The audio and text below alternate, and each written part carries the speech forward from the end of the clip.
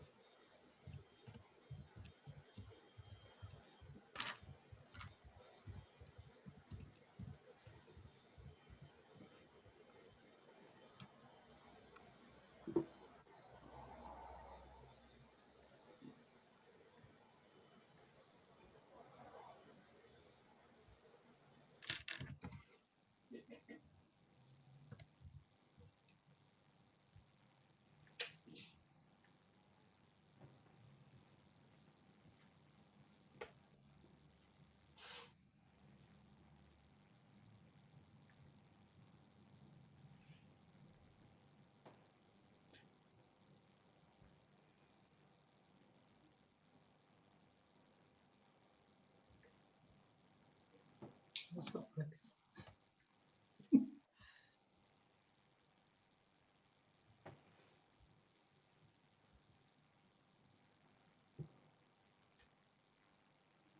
Sorry, ladies, it's...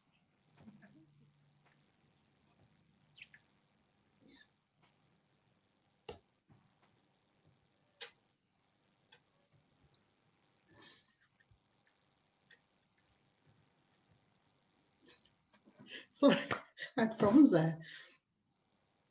Anyway, good afternoon, everyone, and welcome to the Real Table Talk. Welcome, everybody. I hope you are all well and enjoying your beautiful Sunday. And happy Father's Day to all those wonderful fathers. Yeah, happy Father's Day to you. Have a beautiful celebration. Get spoiled and all those lovely things, what you'd like. Enjoy. So I am Leslie O'Connor, and should I say I'm the founder of Real Table Talk. I started Real Table Talk last year with these two beautiful ladies, and here we are, 5 o'clock Sundays, giving our presentation, our show. And we have got a special guest on here today, Pamela. And it's all about, wait for it. So you know what? Go and grab your friends, your girlfriends, grab your boyfriends, because the guys actually need to know as well. They need to know what us women are going through. So sit down, get yourself a drink, sit down, relax. Next hour, it's all about the menopause. Yay, I'm really excited. So yeah, like I said, my name is Leslie O'Connor, and please, Karen, Marcia, please introduce yourselves to our wonderful audience. Marcia, you go first because you're the oldest. Okay. You later. No, I'm only joking. Okay, so I'm Marcia Hylton, and I am the Director of Life Inspired Wellness. Now, I coach women break free from the horrors of toxic relationship, and I help them create healthy new ones. So that's what I do. Yeah. There you go. Thank you, Marcia. Hi everybody. Yeah, I'm Karen Cruz, and I'm the founder of Flourish Minds, and we coach young people from the age of 9, helping them with their confidence, self-esteem, their self-worth and their value, and helping them to grow up into amazing adults. That's what I do. Excellent. Thank you so much, ladies. And now our special guest. So before we go to our special guest, how has your week been? I like to find out what you've been up to, how you've been spending your week, and yeah, how have you been? Well, I've been really, it's been kind of mixed. There were some bits of it where it's really busy, but the highlight for me is my second grandson. the second eldest, he's actually 17. Oh my today. goodness. Really? Yeah. So we had a bit of a Wow. celebration for him yesterday, so that was amazing. And then his big brother is 19 next week, so we'll be doing it all over again. So woohoo! And he's going to uni, and I'm still trying to get my head around that. Wow. Remember, he's off to uni. Wow, that's fantastic. So That's nice. fantastic. Yeah, that's really nice. And yourself, Karen? Well, isn't it funny? Because Marcia now, I know I said she's the oldest, but only by a few months or so, is it, or a year maybe. But so Marcia's got a grandson, 16, 17, and my daughter has just turned 16. So work that one out. So I was a little bit of a late starter. So this week we've celebrated my daughter's 16th, and I can't even believe she's 16. But Wow. she's a lovely 16-year-old. We're very lucky. She's actually she's a lovely young lady. So fingers crossed it stays that way. I'm sure it will. Yeah. I'm sure it will. Lovely. Oh, that's good. Well, let's welcome our beautiful guest on this platform today, Pamela. Wow, Pamela, please introduce yourself to our audience today. Oh, thank you, lovely. Thank you for inviting me onto your talk show. Amazing. Yeah, I'm Pamela Windle, and I'm a certified women's health coach. And what that means is that I integrate many disciplines into helping women restore their health, and I specialize in women in perimenopause and menopause and beyond, really. So I use like functional nutrition, so that's kind of looking for root cause. So for example, if you have a headache, there's many reasons why you might have a headache, but you might take a paracetamol to get rid of the headache. That might work, but if you had a headache every day, it's going to be something underlining why that's happening. So for example, it could be you're dehydrated, or there's food intolerances, or there is, you need some work done with your shoulders, a lot of shoulders pressure going up and causing that headache perhaps, or maybe there's like a hormonal point aspect as well, or maybe you're stressed. So what I do is try and find out why you have that headache, what is the root cause, and help you to repair that, so that you're not relying on taking paracetamols every day, for example. So I coach women back to health. I'm trained as a hypnotherapist and NLP practitioner, and my background is health and fitness. I was a personal trainer and fitness instructor for 20 odd years. Yeah, and so now I kind of use all of those disciplines into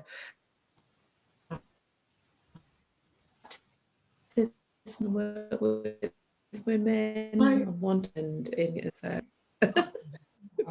Fantastic. Yeah. That's brilliant. Well, thank you so much. So, and also, Pamela, let me just tell you, so Karen is going to, any of our guests who are, well, not our guests, our audience who are listening, if they're going to leave a comment, and we're going to say hi to them, they're going to leave a comment for us to ask you any questions throughout the hour. Okay, so just to let you know that. All right, so wow, the menopause. This is,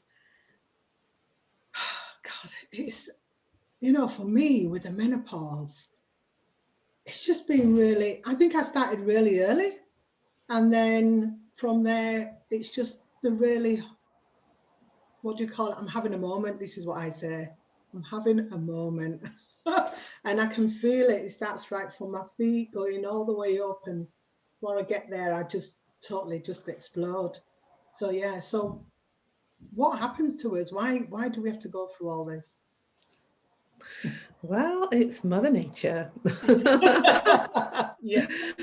Mother Nature is obviously the reason why we enter the menopause and beyond. So let's just start, just in case everybody doesn't know what the menopause is, and let's just explain what that is to begin with. So there are several phases in our lives that we transition to. Obviously, we've got puberty. Yeah, and often most of us can't remember that. And Karen's daughter, who's 16, she's obviously in puberty right now. And puberty lasts until 19 for girls. And most people don't realise it lasts so long. 19 years old, you're just coming out of puberty. And then you're in something called pre-menopause. Yeah. And pre-menopause is from 19 years old until, and this is just the average woman, around about your early 40s. That is pre-menopause. Perimenopause then is from your early 40s until you reach menopause, which is the average age in the UK is 51. All right. Yeah. And then when you reach menopause, which menopause, by the way, is only one day or literally a month. That's the whole entirety of menopause. So once you get to menopause, you then become post-menopause. So menopause isn't a destination. There's a lot, it's like after menopause, really, that's what's important. So I know I can see all your faces a bit confused. Let me explain. So because of all those different phases that I've just talked about that we go through, so the transition really starts in your early 40s when you're in perimenopause, okay? And a lot of women don't really experience symptoms. I mean, for me, I didn't experience any. I'm 55 now. So my early experience, I would say, looking back now, was when I was 45, when I had tinnitus. So not hormone related, but tinnitus for me was it can be a perimenopausal symptom. So that was something that on reflection, I know that happened then. And the 26th day, but I don't remember when that happened, but it definitely happened. So they're like little subtle signs that there is some sort of transition going on with your hormones. I didn't have any other symptoms that women experience at all. A lot of women talk about anxiety, depression, energy problems. I didn't have any of those. I had my own health challenges, definitely, but I didn't have that. So the closer you get towards the end of your menstruation, so in perimenopause, you're still having a cycle every 28 days, 26 days, and there's fluctuations of hormones. A lot of women start to experience maybe anxiety just before they start the period, or maybe they're starting to have heavy periods than they used to, or maybe they might have some energy problems as well, and this is all perimenopause. Maybe the libido is just not what it was. The closer you get to menopause, then your cycle becomes longer. So instead of that every 28 day, and this is not for everyone, but average woman, so it gets longer. So it comes like 40 days and 50 days. Yeah, so you go in 3 months, 4 months without a bleed. So then you're not ovulating every month because you don't have enough estrogen to send a signal to the brain so that you do ovulate. So that gets longer and longer, and that generally lasts roughly about 2 years. So by the time you've not had a period, then any bleed at all for 12 months, if you're above the age of 45, for 12 consecutive months, when you get to month 13, that's when you've reached menopause. Wow. Reached it years ago. Month 14, you are post-menopause. Wow. Does that make sense? Wow. Yeah, it does make sense. I've always thought that you once you start, that you just continue, you are in menopause. So I keep saying I'm going through the menopause. Yeah. What you're saying is I went through it a long time, and now this is post-menopause. Yes, you are now. If you've not had a period for 12 months, if you're younger than 45, then it's 24 months. But if you are older than 45 years old,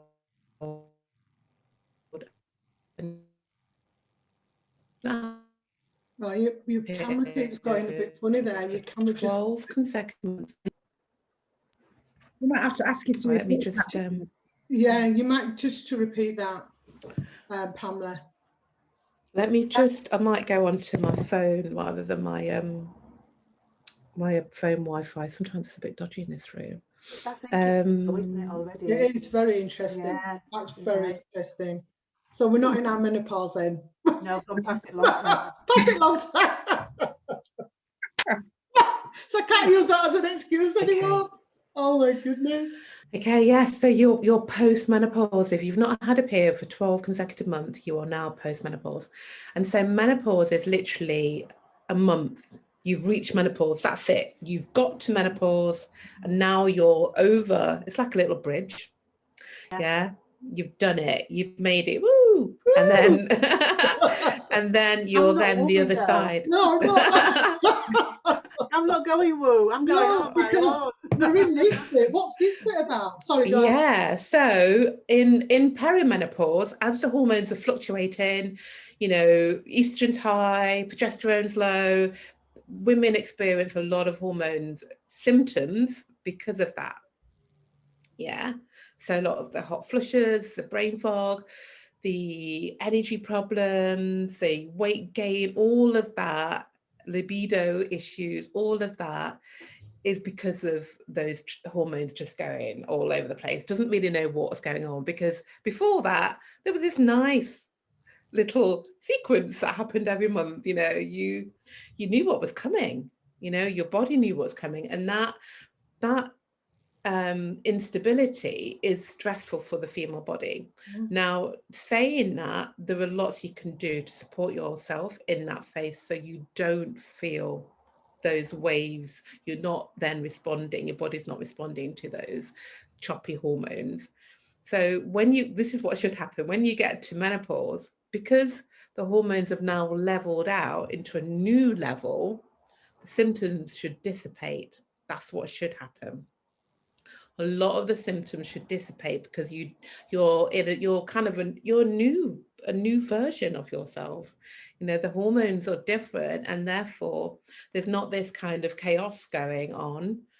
It should be just, you know, slightly, they should be more steady, and so therefore the symptoms should decline.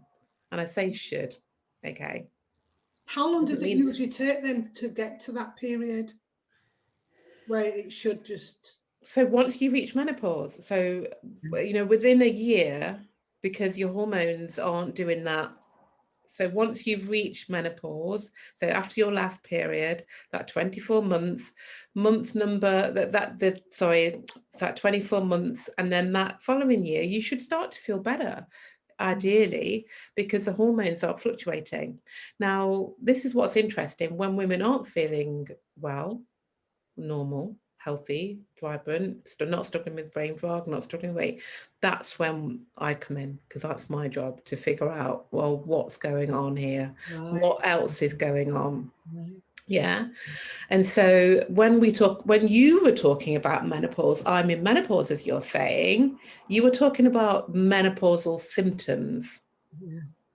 Yeah. And a lot of people get confused saying, I've been in menopause for years. Well, no, you haven't. You know, you're either perimenopause or you're post, but you're talking about the symptoms that you're experiencing.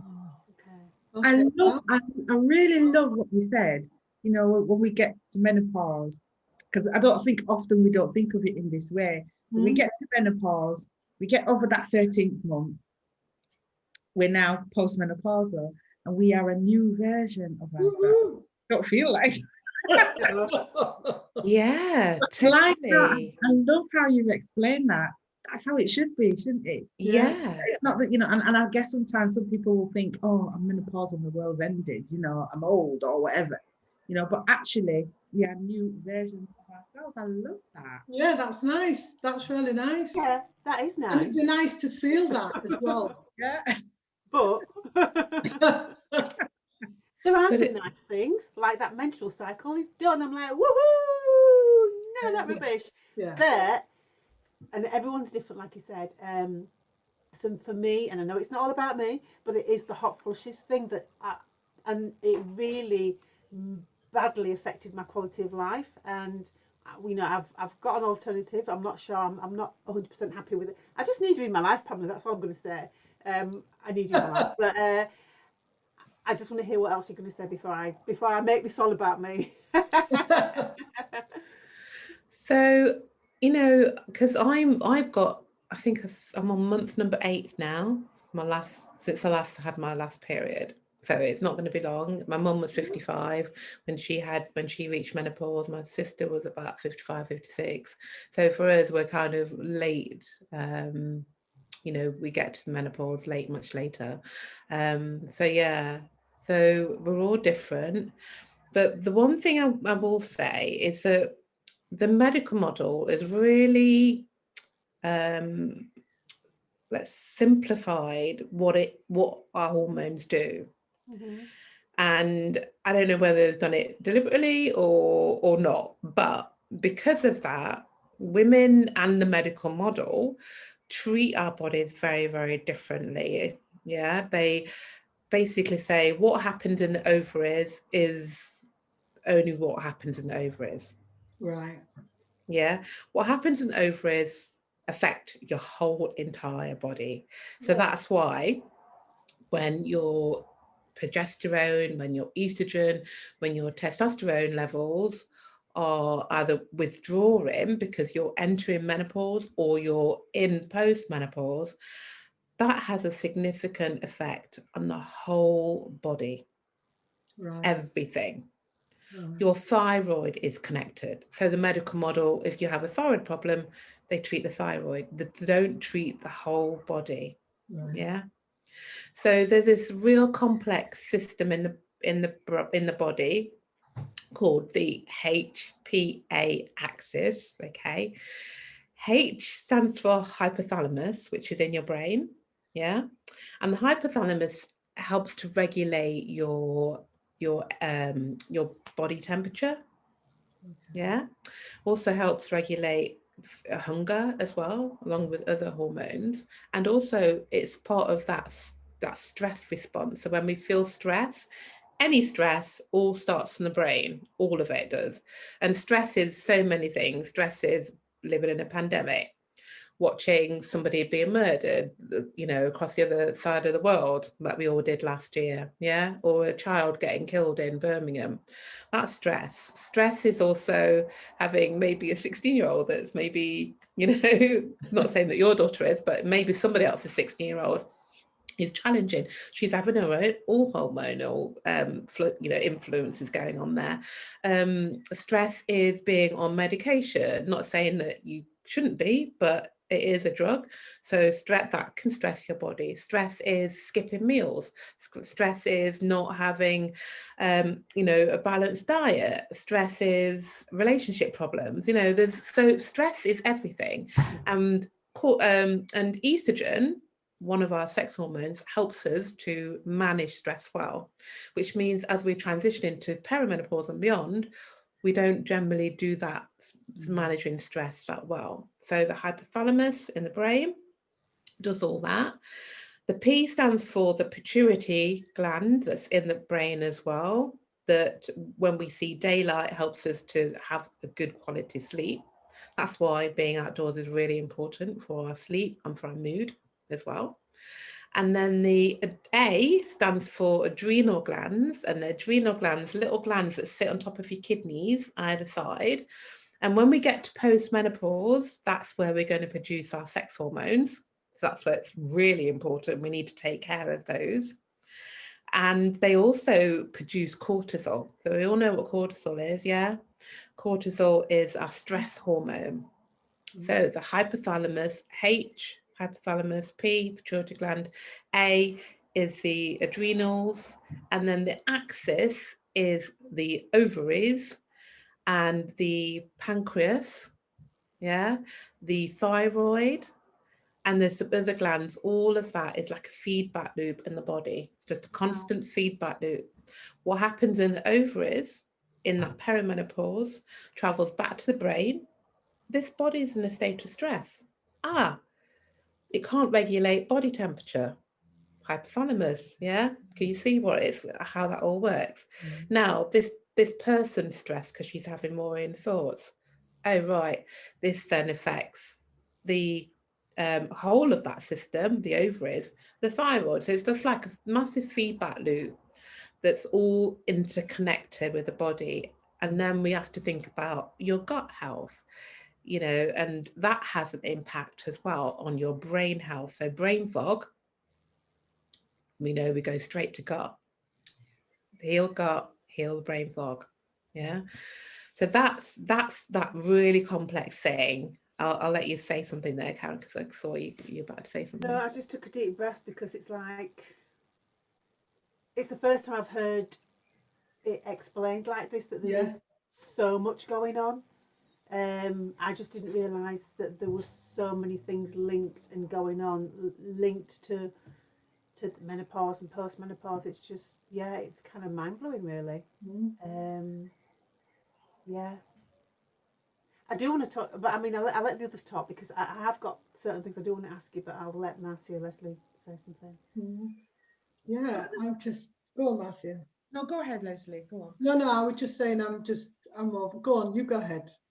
Okay, one of the things that I wanted to ask, actually, you talked about the medical model, you know, when we're talking about menopause. And one of the things, if I remember correctly, when I was training, was that they said the longer you are in your cycle, so that means if you went into menopause late, and if you started your puberty earlier but ended late, then that puts you at higher risk of, you know, other things like breast cancer and, you know, sorts of other ailments. Is there any truth in that, do you think? So if you start your periods as a teenager later, then you go into menopause later. I don't think there's a correlation between that. So if you started earlier, so if you started to have, you know, say if you started your menstrual cycle maybe at 12, for example, but then you ended, you know, your periods, you know, you went into menopause later on, like in your 50s,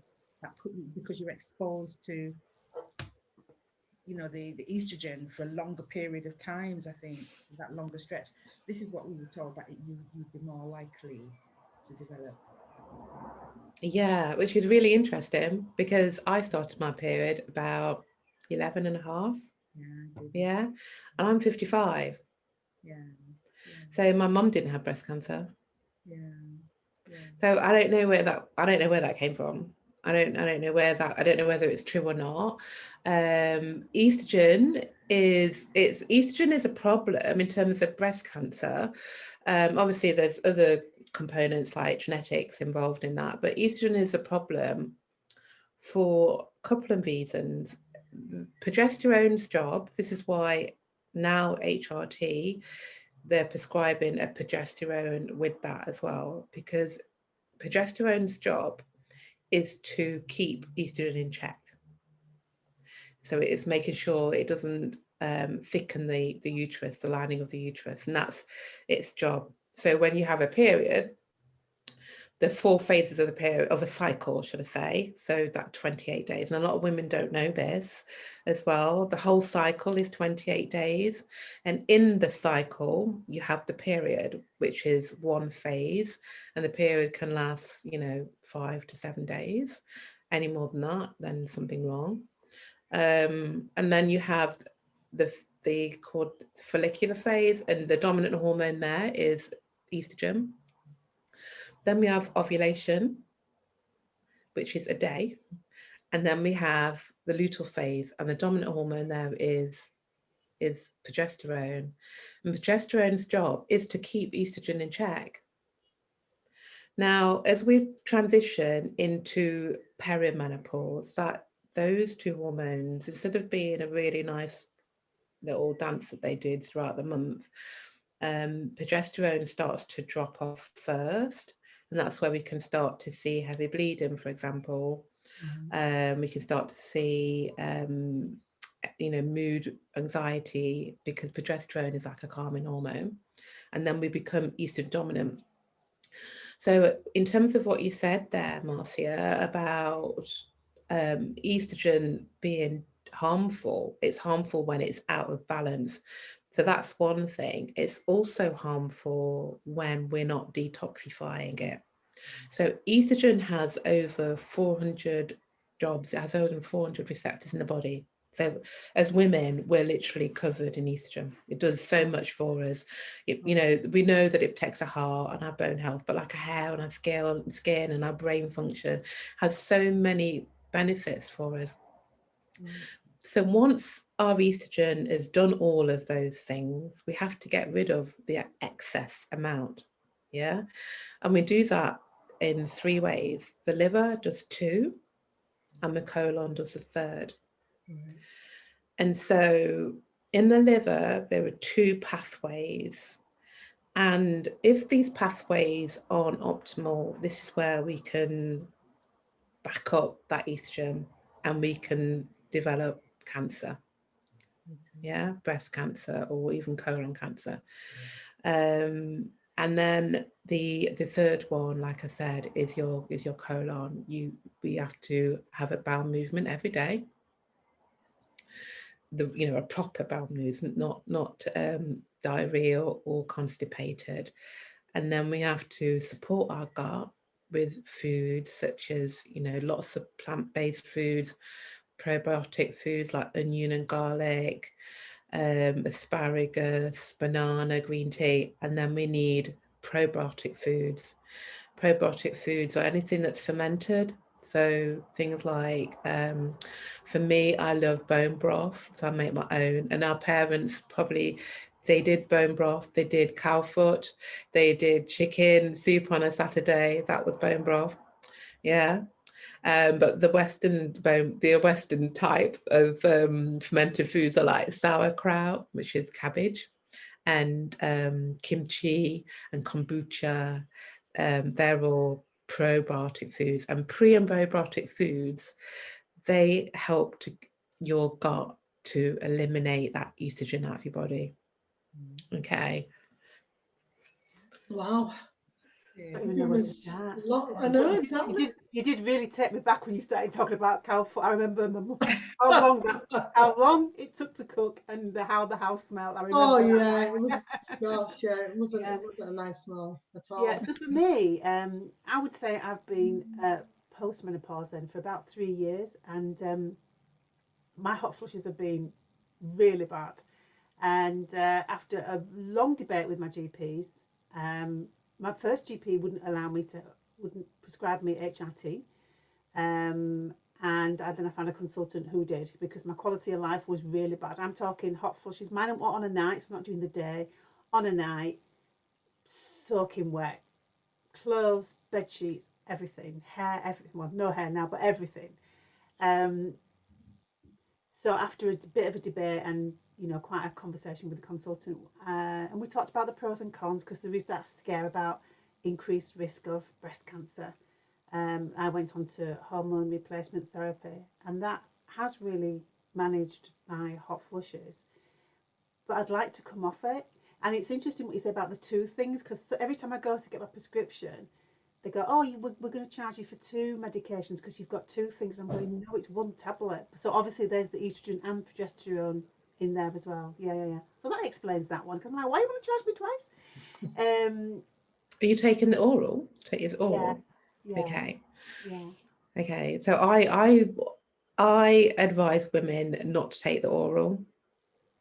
Okay. Hormone replacement, because it goes through the liver. Yeah. So because it passes through the liver more than the topical one, that means that the risk go up. The risk goes up in terms of breast cancer. Okay. I didn't even know there was a topical. Yeah. Like a patch. Wow.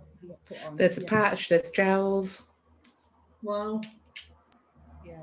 Okay. So, wow. That's interesting. That is interesting. I was never offered a patch. Yeah. No, I was never offered a patch. Yeah. I was offered a patch. I think the issue for me was that as soon as the symptoms went, I just stopped taking them. So I never ever took them long enough really for them to, over a period of, like 6 months or so. It was as soon as the symptoms went, I stopped taking them. I think for me, I had a hysterectomy when I was 35. but they left my ovaries. So they did warn me. I think they left the ovaries and my cervix so that I didn't, well, the ovaries more so, I guess, so that I didn't go straight, boom, straight into the menopause, or I'm going to postmenopause. But since the age of maybe, after I had maybe about 3 or 5 years after, I did go into it. So, and I'm still, even now, you know, Karen talked about, you know, sweating at night and all of that, but it's also during the day for me. So I'm just wondering if it's more intense if you've had a surgical removal of and why doesn't having the ovaries help you, you know, so that you don't go into menopause, but just go into it normally as you would have done? And why is it earlier? Yeah, it should do. It really, what should have happened, that you would have transitioned into menopause at a timely, you know, a timely manner. That's what should have happened. So it could be that that was your time, or it could be that during the operation they snipped something, you know, you just don't know, you know, you just don't know what could have happened by you in the operation. But let's talk about hot flushes then, because you both said that you were struggling with hot flushes and night sweats, and a lot of women do struggle with it. So there are many things that you can do about that. So remember, the hypothalamus helps to regulate your body temperature. So stress is definitely something that will make your hot flushes worse. So my mum passed away last year, that's January, and I hadn't had hot flushes before. And it was 3 days. We knew she was dying. Mum was 96 when she died. And it was 3 days, and we were all at home by her side. It was such a beautiful experience. It really was. And I feel like it was an honor to be there in that moment. But it was 3 days, and as the days got on, hot flushes came. Literally, I was literally wet. So the stress of that, even though I didn't feel physically stressed, I was kind of in it, going through it. Felt like I was coping, but definitely the stress of that was, you know, was overwhelming for my body, and my body, it was showing up. So stress will cause hot flushes. Yeah. And so remember, stress is whatever that stress is for you. So that's one thing. The other thing, as we transition into menopause and become postmenopause, because of that Hpa axis, the pancreas is part of that. And so estrogen helps to manage that insulin. So when we postmenopause, we don't manage insulin that well. And so insulin and then cortisol, because we don't manage cortisol that well postmenopause, because estrogen buffers cortisol. So estrogen and cortisol and insulin causes stress in the body. Right.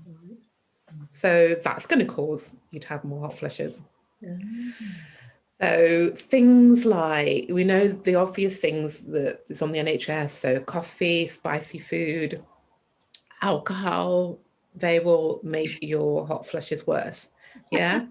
And if you're taking HRT, I would really, especially if you're taking the oral type of HRT, I would advise to really reduce your alcohol intake. Seriously. Yeah. Because your liver will struggling to get rid of estrogen as a result of that. Yeah.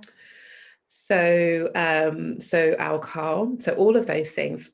Okay, but then because of that insulin and cortisol that's kind of ready, available, before in pre-menopause and perimenopause, you could manage it because you had your hormones there, really robust, but now you're different. So you have to be different.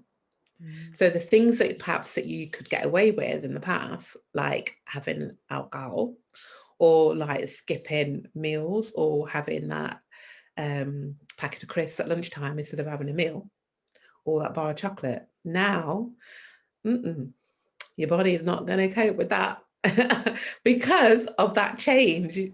Because of that change, your body will not cope with it, and it'll come out in hot flushes, it'll come out as brain fog, it'll come out as poor sleep, it'll come out as belly fat, and so on. I was going to ask you about that. When you mentioned about the insulin, is that what they call insulin resistant? We're not able to. Yes. So there was, and so that insulin resistance or insulin sensitive, because there's diabetes, isn't there, at that far end, but in perimenopause, postmenopause, we are insulin sensitive. We are sensitive to insulin. So because of that, we have to be different. That's how we maintain healthy weight. That's how we have great brain function. That's how we sleep through the night, by managing cortisol and your blood glucose levels and insulin as a result. Wow. Okay. I think we've got another customer now.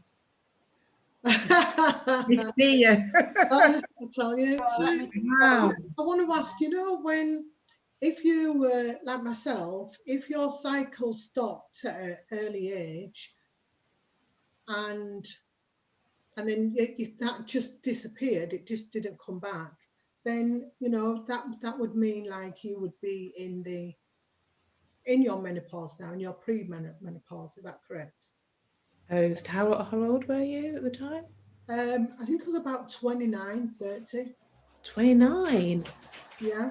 Okay, so that's premature ovarian failure. That's different to someone entering into menopause at 49 or even 40. That's premature. That's, did you go on HRT? No. Really? Yeah. I don't have any. I haven't taken any medication. So what can somebody do then if they're going through that? I mean, it's really rare.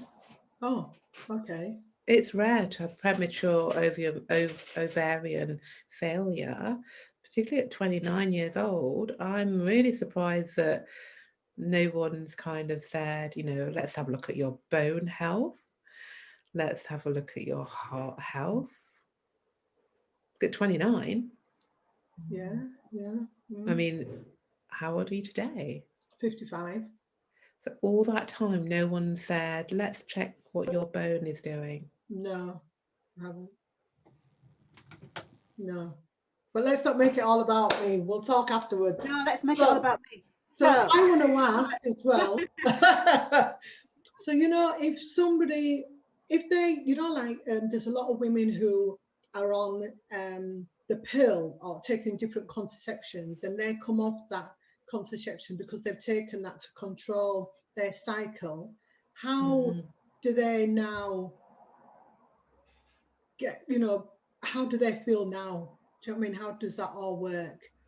Because I know a friend who was on a really heavy cycle, and she had taken contraceptions to help her with her cycle, but now she's come off the contraception, she's really having a hard time.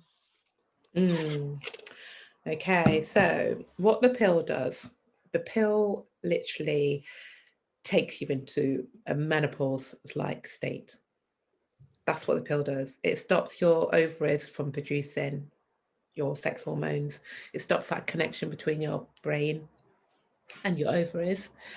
And then it gives you a small amount of synthetic hormones to replace your hormones. Okay, so while that's happening, underneath, the problem is still there. Wow. So whatever reason she went on the pill for, it hasn't gone away. It never went away. She had a time when, she perhaps felt better because there was like a new level, but an artificial level, because that's what the pill does. But the problem was probably still bubbling on underneath. And the other thing about the pill, not saying that women shouldn't take it, it's definitely beneficial for some women. And obviously, if you don't want to get pregnant, then clearly, you take the pill. But what we're showing now in terms of the pill, the research we're showing about the pill is that it causes depression and anxiety. and it also interferes with your gut microbiome. So there's a lot talking about your gut health as well. And so your gut microbiome, if that is, you know, not optimal, that can cause a whole host of symptoms for women's health. So for that lady that you're talking about, again, I think paying attention to like liver health would be good, and gut health as well, to get your body to detoxify those toxins out of the body. Yeah. Okay, well, that's very interesting. I know, Karen, have you got any questions? Anybody leaving any questions I for think Pamela? people are as engrossed as we are, so we've got quite a few people watching. We haven't got any questions yet. I'm going to ask you, Marcia told me off about this and she was quite right. So I've been trying to come off HRT, hormone replacement therapy, and decided I'm just going to stop taking them, just like bam. Well, that didn't really work. So I've tried sage, I've tried, is it black cohosh? Yeah, Cohosh. tried all sorts. Have you got any? I know everyone's different, and I'm not asking you to prescribe something for me. I'm just saying, is there anything else? Obviously, one of the first things I'm going to do is speak to my GP about getting the patch as a minimum. Or gel, yeah. Oh, gel. Yeah. Obviously, I'm going to come and talk to you. Like, you've got another. Definitely. It's really important, though. It's really important. It is. All this stuff. Because I think some of the other symptoms I have is linked to all of this. So all the things you've said, you know, stress. I'm highly stressed. My work, my husband's got cancer. I've got a 16-year-old daughter. All of that. So I'm constantly in a state of stress. Really. I do drink a little bit. Shut up, Marcia. I think I really do need to improve my gut health. Is there anything else I should be? What advice would you give, you know, the women and men that are watching? Yeah, I mean, you said there about cohosh and sage, was it the other one? Yeah. I don't prescribe those for my clients at all. Oh, Yeah. Yeah, I don't. For me, anyway. Yeah, because sometimes black cohosh actually can cause more problems. Wow. Wow. So it depends. Is that the one that's not so good for your liver or something? Is that the one? I don't know about that. I don't know. Right, okay. So is it true that where do black women suffer more than a white woman on the menopause? Is that Great question. Great question. I love it. Yeah, so okay, so in terms of women's health, there is very little research done. But when it comes to women of the African diaspora, there's like this much. Yeah. Wow. So the research, what we do know about Black women is American. Most of it's American. And obviously African Americans, although we come from, you know, historically our ancestors are the same, but we've had a very different journey to where we are today. And so what the research says is that African Caribbean, African American, should I say, women enter menopause earlier. Mm-hmm.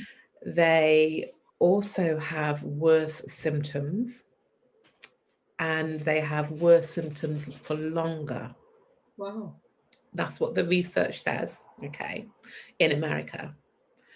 Then in Britain, there was just one study that's done on Black British women, and it was more looking from a psychological point of view. Black women said that they accepted this natural phase of life. They didn't seek out help. They just put up with symptoms, even like with their husbands and partners, with the family members as well. When we had to care for family members, that kind of took precedent over themselves. You know, that strong Black woman kind of mentality. So that was the research done in the UK. So going back to the American research, the thing that grieves me about this research is because it makes me angry, because, you know, there's so many variables that one, the number of Black women that were in each of the studies are like so small. Yeah, so you can't publish paper with small amounts of Black women. It needs to be done on Black women. And the other thing, there's so much that affects our bodies, like epigenetics. Yeah. So our ancestors that were tortured, raped, all of that, we know that that lives in our bodies. We know that now. Your gut microbiome is passed down through generations, and so is trauma passed down through those generations.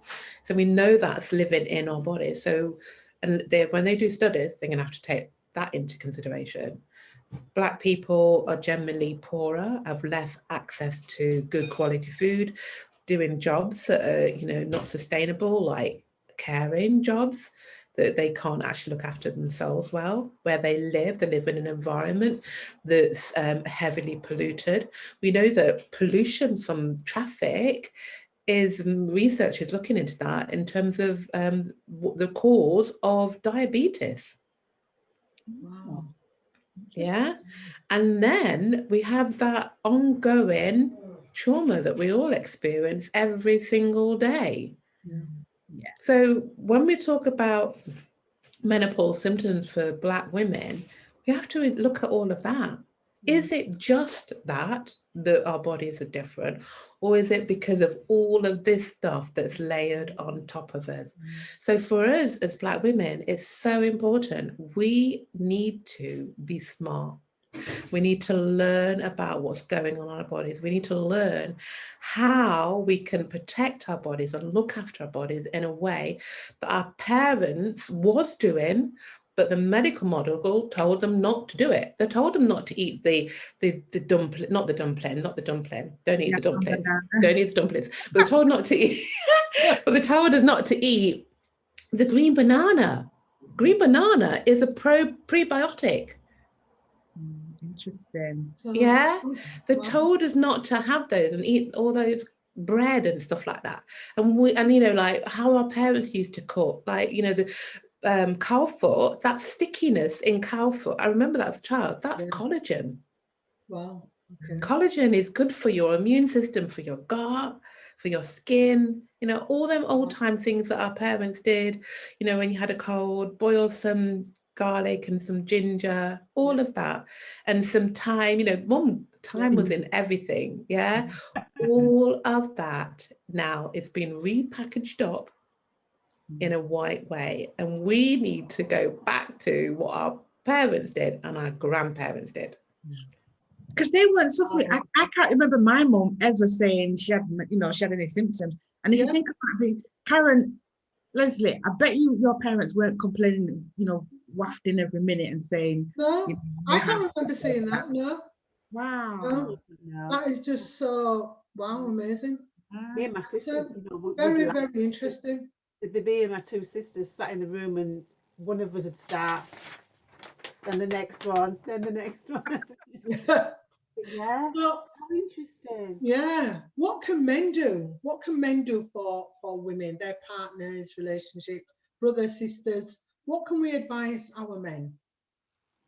Well, first of all, I think women need to come on to things like this and learn about what's going on in their bodies. I think it needs to start from us understanding ourselves first. When we understand ourselves, men need to understand what this is as well, that it's not just the hot flushes, the dry vagina, you know, the mood swings is what is popular. It's a whole body experience. And I think men need to understand that. And men also need to enable their wives, their partners, to look after themselves. You know, I have so many clients that say, you know, they're struggling with energy but they're going to bed at 10:30, 11, and they're staying watching TV all night. Well, it's the only time that I get to spend time with my partner. Well, how else can you spend time with your partner? You know, it's like having conversations like that, maybe 2 nights a week, we're not going to spend watching TV the evening, watching TV till 10:30. We're going to have a bath together, you know, like, so things like that to help women to look after themselves in a really good way. You know, and I think it's just having an open conversation with your partners, educating them first, and then asking them, when you know what you need to do to look after your health, yourself, asking them to help you along that journey. Absolutely. And the rest of your household as well.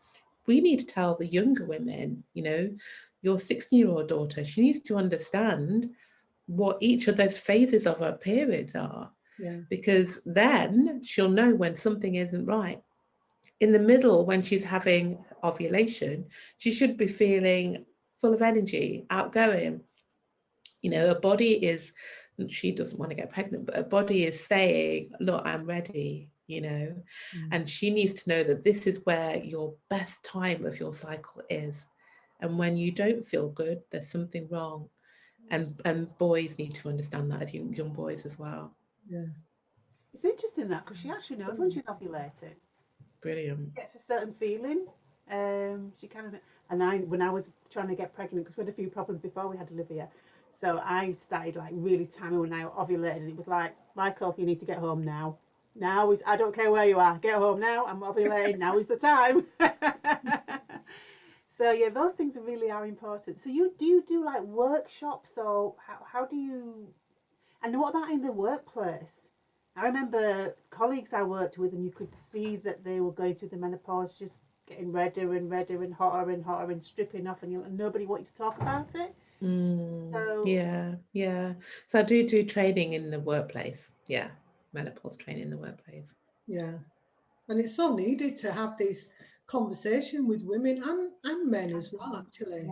Yeah, it's all our conversation, isn't it? You're about to say that, aren't you, Marcia? Yeah. Yeah, because I can remember, you know, like sometimes you'll hear guys say, "Oh, she's on a period or something," or you know, "Oh, she's ovulating," menopausal love. something. Yeah. You know what I mean? Yeah. Yeah. But we actually do need to, you know, having these conversations, you know, just, Yeah. you know, we need to be talking more about, you know, sex, and, you know, because it's all part and parcel, and people, you know, there's no point getting shy about it, because we all do it. So it's just a part of our lives, and we need to have those conversations and that. But Pamela, it's been so interesting, and I mean, I can't believe an hour has gone by so quickly. And Karen, have you got any questions from anybody there? There's nothing from the audience at the moment, but we've still got a few people on, so I think they're just like us, just They're mesmerised. blown Yeah, away. exactly. Yeah, seriously. You've given us so much to think about already in just the hour, and I feel like I could talk to you for another hour Quite easily. easy. Absolutely. I'm already thinking about, you know, some serious changes I need to make to my life, and certainly want to talk to you more on a professional capacity afterwards. Yeah. Yeah. And Pamela, could you leave your details in the comments? So if anybody wanted to, you know, get in touch with you and they've got all your information, that'd be fantastic. Leave all your information. And yeah, wow, it's just been so interesting. Ladies, have you got anything else to say before we come to a close? I can't believe the time gone so quickly. Wanted to say that was absolutely amazing information, you know, and I'm coming from a health background as well. So, but I have learned so much. Thank you. In this short space of time. I really have. Yeah. Yeah, there's lots of things that are going on in my head right now about things that could be done, especially for exactly me that I work with. I think it's absolutely amazing. Yeah. Brilliant. I think you need to be. Would you like to say? Oh, sorry. I think talking to some of our doctors, nurses, you know, local surgeries. I think it's really, really important. Absolutely.